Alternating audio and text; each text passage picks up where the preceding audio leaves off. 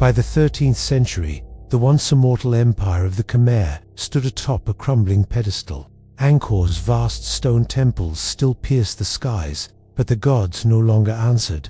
From the west came the rising tide of Siam, forged in rebellion and fire. From the east, the Dai Viet moved like shadows, steady and unforgiving. The jungle grew restless, and so did the enemies of empire. For centuries, the Khmer had ruled as divine monarchs Devajas believed to bridge heaven and earth. But faith alone could not hold back swords. As trade routes shifted and political alliances turned cold, Angkor's grand illusion of permanence began to dissolve. The sandstone giants stood tall, but the hearts of their builders grew weary. This is not a story of one great fall, but of relentless pressures closing in, wars lost in silence, kings forgotten by their own people, farmers left to till a land haunted by whispers of defeat. Beneath the canopy, the world turned. Angkor, once the soul of Southeast Asia, became a relic as neighbors grew bolder and fate grew cruel. This is the tale of a slow death, dignified, devastating, and soaked in sacred blood. Part 1. The Fall of the God Kings. Siam's rise and Angkor's cracks. The clouds hung heavy over Angkor, casting long shadows over temples once bathed in the gold of divine kingship. There was a stillness in the stone faces of the gods, a silence that spoke of abandonment. The empire that had once stretched its arms across the floodplains and jungles of Southeast Asia now trembled at the edge of something it had long refused to acknowledge decline. By the dawn of the 13th century, the Khmer Empire stood bloated with centuries of conquest and monument building. Its wealth glittered in temple carvings, its might etched into the bones of foreign captives. But the jungle had begun to reclaim what stone tried to defy. And to the west, a new force stirred a people hardened by rebellion, fire, and memory. The Siamese. They had once been under Khmer rule, scattered city-states, answering to Angkor's divine authority. But the bonds of vassalage had frayed. In Sukhothai, a rising star lit the sky, and with it came a new kind of king, one who would not bow to gods carved in stone, but march against them with sword and flame. Inside Angkor, the cracks had begun to widen. Rulers clung to the divine titles of their ancestors, but they lacked the vision and brutality of kings like Jayavarman VII. His successors wore crowns without the weight. They held court in marble halls while their borders crumbled, distracted by ritual, pageantry, and internal intrigue. Royal factions whispered in the dark, each seeking favor, while rice fields lay unharvested and roads to distant provinces went unpatrolled. The empire had grown too vast to govern and too blind to see its own decay. The Siamese, once tributaries, now moved like predators in the dark. They knew Angkor's weaknesses: overconfidence, its neglected provinces, its reliance on outdated strategies. Sukhothai's warriors trained not only in the art of war, but in diplomacy, uniting fractured city-states and preparing for something far greater than mere survival. Their weapons gleamed under the same sun that now beat down on crumbling Angkor terraces. In the far-flung villages of the Khmer heartland, fear took root long before the first battle standard of Siam crossed the horizon. Farmers spoke in hushed tones of foreign scouts moving through the forests. Monks tightened their robes and offered prayers laced with unease. Supply lines had become thin, and temples that once received regular offerings stood bare, their altars choked with dust. The king's decrees still echoed through the capital, but in the countryside, they were words carried away by wind. When the Siamese struck, it was swift, brutal, and precise. They didn't need to take Angkor in a single siege.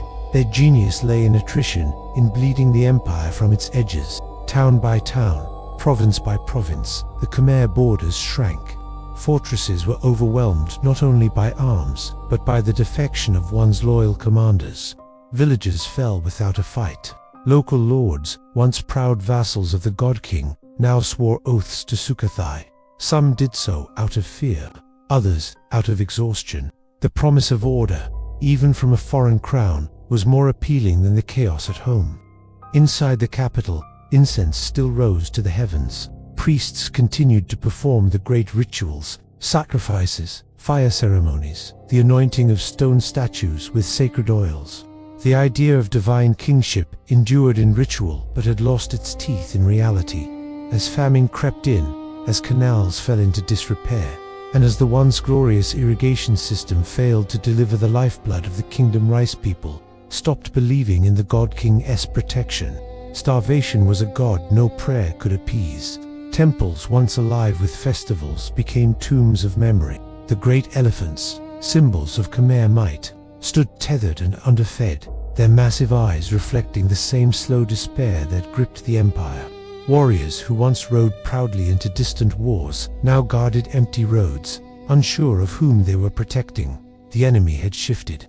It was not just Siam or invasion, it was rot, and it had started from within. In the homes of commoners, life was survival stripped bare. Meals consisted of dried roots, foraged herbs, and small fish trapped from stagnant waters. Salt was a treasure. Oil was a memory. The city's pulse slowed, its heartbeat thudding with the sounds of hunger and quiet rebellion. Families lit candles at shrines and begged ancestors for guidance. But the ancestors too, it seemed, had turned their backs. And all the while, Siam advanced. The king of Sukhothai did not merely seek to destroy Angkor, he sought to replace it, to reshape the region's political order under a new vision. One not built on divine bloodlines, but on strategic might and unyielding pressure. With each Khmer province absorbed, the illusion of Angkor's invincibility withered further. Once a symbol of eternal rule, the God King now ruled a shrinking core, surrounded by silence.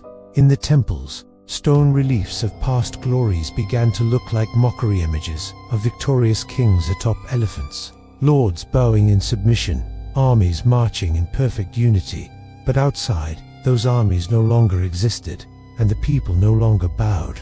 The jungle whispered, and it whispered of change. The elite, once wrapped in silks and sheltered behind walls of carved granite, began to flee. Some sought refuge in monasteries, others tried to blend into the peasantry. Nobles abandoned their estates under cover of night, hoping the advancing Siamese would spare them. Some bartered family heirlooms for food, others vanished entirely. The divine order had broken, and with it, the delicate balance that held together centuries of Khmer supremacy. Yet even in this slow collapse, there was defiance. Some villagers formed militias, defending their homes with bamboo spears and inherited armor. Some monks rallied communities, using ancient texts as weapons of morale. A few generals, bound more by honor than loyalty, refused to yield and launched desperate counterattacks into Siamese-held territory. Their victories were brief, their names barely recorded, but their resistance echoed in the wind. Not all Khmer would go quietly. Still, the tide could not be turned. As the century waned, so too did the breath of Angkor. The city still stood, but its spirit had fractured. Its enemies no longer needed to breach its walls. They had already claimed its provinces, its food, its faith, and its future. The Siamese pressure had worked not through overwhelming force, but through unrelenting erosion. By the time Angkor realized it had fallen, the world had already moved on.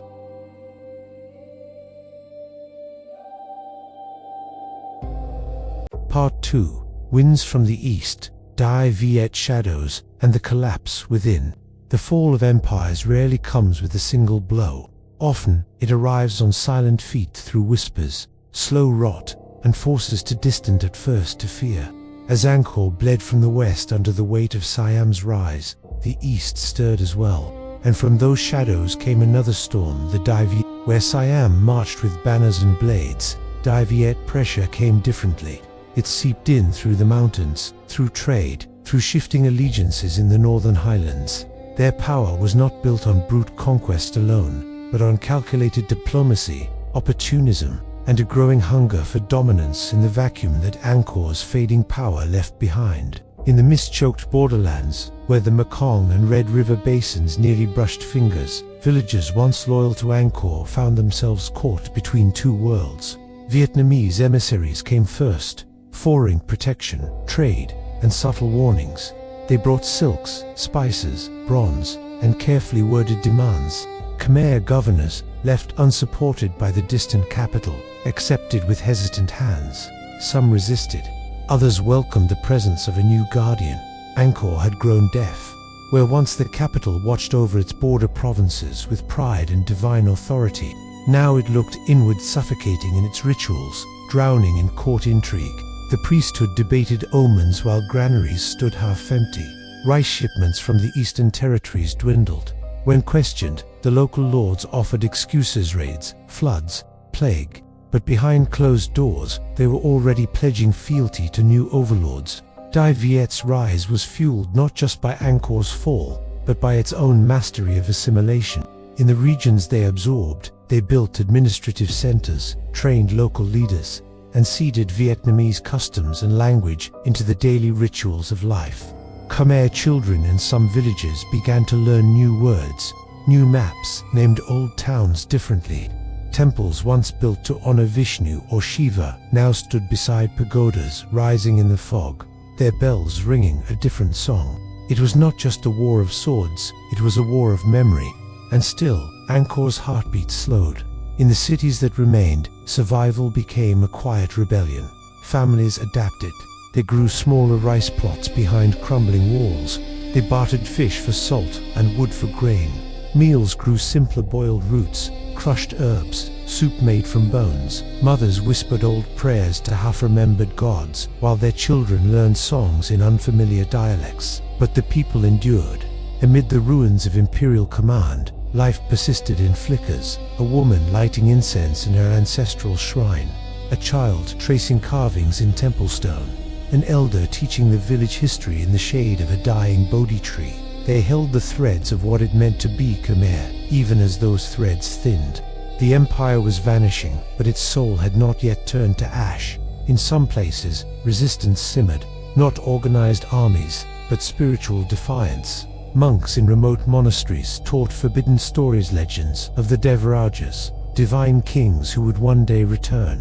Villagers carved hidden symbols into trees and rocks, reminders that this land had once belonged to gods and giants, not foreign kings. Rituals grew more secret, more sacred. Offerings were made to spirits of the jungle and river, asking them to remember what Angkor had been. But resistance could not hold back the tide. The Dai Viet advanced in subtle steps. They did not need to burn temples to conquer.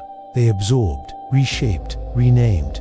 In time, Khmer officials began answering to Vietnamese generals. Taxation shifted. Military outposts appeared along key routes, quiet reminders of the new power that watched from the east. Farmers began growing unfamiliar crops: tea instead of sugarcane, new herbs for foreign tastes.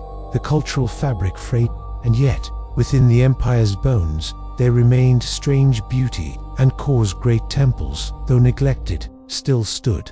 Baon's many faces stared across a landscape changed but not erased. Tourists did not yet walk those paths, but villagers still passed beneath their shadows, offering flowers or coins to stone gods that no longer answered. The empire's monuments became tombs of memory, not just of kings and wars, but of a time when Khmer culture ruled the world beneath the jungle canopy. The capital, once a jewel of cosmic alignment, now felt hollow. Its great canals, masterpieces of hydraulic engineering, had silted. The monsoons came and went, but the waters no longer fed the fields as they once had. The engineers were gone, the vision had faded. Still, the people planted, harvested, and prayed. Not for empire, not for glory, but for another season of survival. In the quietest corners of Angkor, you could still find fragments of the old world. A dancer practicing Apsara moves by moonlight, alone before a ruined platform. A dying man whispering a blessing in Sanskrit, his words now foreign to those around him. A potter molding clay into shapes, remembered from stories his grandmother told him, stories older than the crumbling empire itself. Dai Viet pressure never came with a final battle. It did not need one. It came with the realization that power had shifted, that the center had stopped holding, that time had moved forward, and Angkor had not. Like water wearing down a mountain, the East had taken what the West had loosened, and so the Khmer Empire, once an unstoppable force crowned by divine kings and guarded by elephants and gods, was reduced to a memory told in whispers. The stone temples remained, but the people moved on, not in defeat, but in transformation. They adapted, they endured, They carried their culture forward not in crowns or conquests, but in language, art, food, and faith. That is how great civilizations fall not in fire, but in forgetting, and yet, not all was lost. The spirit of Angkor survived not in capitals or conquests, but in its people, in the farmers who still sang old songs, in the monks who remembered prayers no longer found in any scripture, in the quiet rebellion of memory, passed from one generation to the next. The pressures from Siam and Dai Viet were not just military, they were existential. They tested what it meant to be Khmer when kings failed and temples crumbled. And still, the people endured. Because empire is not just stone and sword, it is story. And the story of Angkor, though broken, was not silenced. Until next time, stay safe, and see you in the next history.